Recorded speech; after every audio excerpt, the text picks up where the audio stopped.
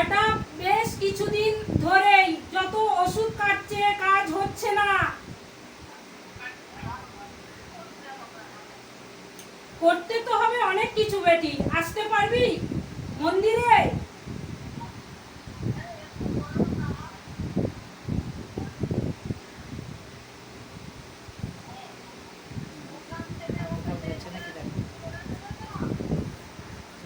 আর অন্য জায়গায় গেছিলিস, অন্য মন্দিরে?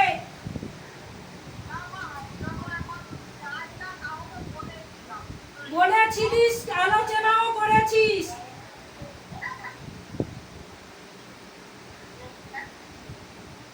ওর পেটের মধ্যে খারাপ জিনিস রয়েছে, অনেকদিন আগে থেকে ওর পিছনে শত্রু ছিল।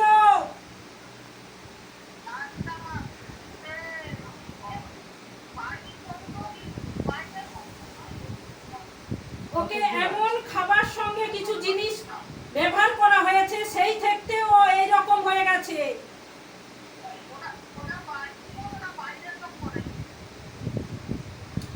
আচ্ছা বেটি ধর, বলছি আমি।